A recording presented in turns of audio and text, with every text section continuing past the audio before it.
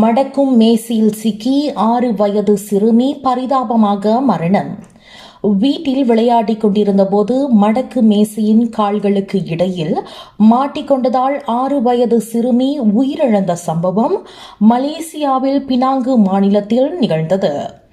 நூர் ஹக்கீஃபா ஹிமாய்ரா அப்துல்லா என்ற அச்சிறுமி புத்தாண்டு நாளன்று மாலை 4:15 மணியளவில் நிபோங் தபால் தாமான் ஸ்ரீ புத்ராவில் உள்ள தமது வீட்டிற்கு வெளியே தனியாக விளையாடிக் கொண்டிருந்ததாக கூறப்பட்டது. அவளுடைய தாயாரும் உடன்பிறப்புகளும் வீட்டினுள் இருந்தனர். வீட்டின் பின்புறத்தில் இருந்து எந்த சத்தமும் வராததை அடுத்து அவர்கள் சென்று பார்த்த பின்னரே அவளது உடல் மடக்கு மேசையில் சிக்கிக் கொண்டதை கண்டு அதிர்ச்சி அடைந்தனர். அச்சிறுமி இறந்தது குறித்து மருத்துவமனையிலிருந்து தகவல் கிட்டிய பின்னரே காவல்துறை சம்பவ இடத்திற்கு விரைந்ததாக ஊடக செய்தி தெரிவித்தது.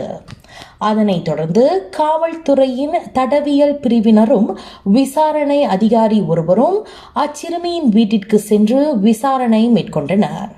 பேராக்கில் உள்ள ஒரு மருத்துவமனையில் உடற்கூராய்வு மேற்கொள்ளப்படும் என தெரிவிக்கப்பட்டது. இதனிடையே இச்சிறுமியின் உயிரிழப்பை உறுதிப்படுத்திய பினாங்கு காவல்துறை தலைவர் அம்சா அகமது தனது தொடர்பில் பெற்றோரிடம் விசாரணை நடத்தப்பட்டு வருவதாகவும் கூறினார்.